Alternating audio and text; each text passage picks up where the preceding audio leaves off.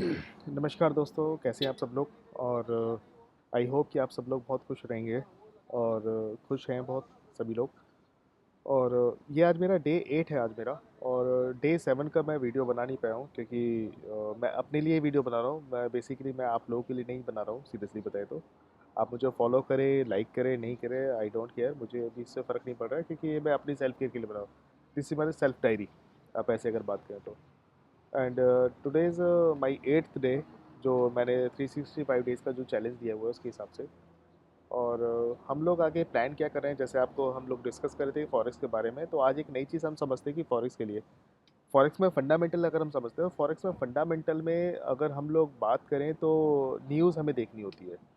हमें न्यूज़ से पता चलता है कि मार्केट में भी क्या सिचुएशन हो सकती है, किस कंट्री के लिए कौन सी न्यूज़ आ रही है और क्या फ़र्क पड़ने वाला है उसकी कंट्री के हिसाब से उसकी करेंसी को, और या फिर गोल्ड पे क्या मेजर पेयर पे कहाँ फ़र्क आने वाला है। तो मैं आपको एक सजेशन देता हूँ कि आप अगर फॉरेक्स में आप ट्रेड करने वाले हैं या फॉरेक्स में आप एज ए ट्रेडर बनने वाले हैं, तो फंडामेंटल के लिए अगर आपको न्यूज़ देखना है तो आपको एक वेबसाइट है जिसको मैं आपको बताता हूँ, आप वहाँ पे यूज़ करें।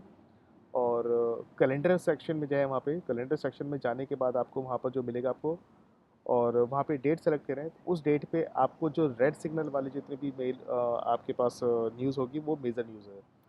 उसके आगे आपका टाइम लिखा होगा, आप टाइम जोन अपने हिसाब से चेंज कर सकते हैं, आप जहाँ से भी आप देख रहे हैं। अगर इंडिया में है तो +5:30 का आप कर सकते हैं उसमें। एंड मैं अगर यूएई में हूँ, दुबई में हूँ, तो ऑब्वियसली बात है +4 में आएगा, तो क्योंकि इंडिया और दुबई में करीब करीब 1.5 घंटे का फ़र्क है। 1.5 घंटा इंडिया का टाइम दुबई से आगे है थोड़ा थोड़ा।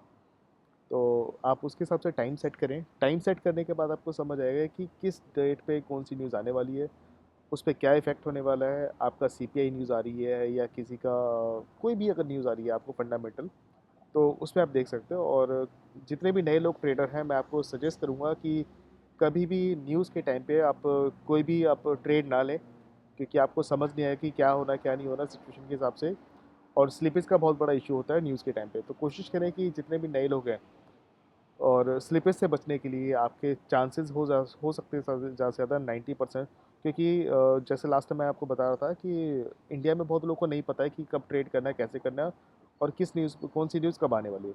तो मैं आपको दोबारा बताता हूँ, forexfactory.com, FOREX फैक्ट्री.com। आप forexfactory.com पे जाएँ, कैलेंडर के सेक्शन में जाएँ, वहाँ पर आपको डेट वाइज़ आपको सारी चीज़ मिल जाएँगी, और वहाँ से आप चूज़ करें कि आज की कौन सी डेट है, और उस डेट के हिसाब से आपको कौन सा न्यूज़ आने वाली है, और फॉलो करें सर इसको। और आप ट्रेडिंग में आने वाले हैं और आपको फॉरेक्स के बारे में पता होना चाहिए। और छोटी सी चीज़ और बताऊंगा सर, फॉरेक्स अभी इंडिया में अभी शायद इतने बड़े लेवल पे नहीं आया है, तो और क्योंकि नई चीज़ आ रही है तो ऑब्वियसली बात है सब लोग एक्सेप्ट नहीं कर रहे हैं, या लोगों को पता नहीं है, या लोगों को नॉलेज नहीं है भी तो थोड़ी सी गलत नॉलेज है। तो कोशिश करें सर, दुनिया के लोगों से जानने का मौका मिलेगा, दुनिया की मार्केट का पता चलेगा आपको, हम लोग क्या कर सकता है आगे। और ऑब्वियसली बात है, आपको पता है कि इंडिया के हालात जो है अभी हिसाब से, एज़ पर अगर मैं जॉब की बात करूँ तो ना के बराबर ही हैं। लोगों को जॉब नहीं मिल रही है, ये जिस हिसाब से इन्फ्लेशन बढ़ रहा है आपका, आप समझ सकते हैं इन्फ्लेशन मतलब महंगाई दर अगर बात करें, तो जिस हिसाब से महंगाई बढ़ रही है उस हिसाब से आपका रिटर्न नहीं मिल रहा, आपको उसके हिसाब से पैसे नहीं मिल रहे।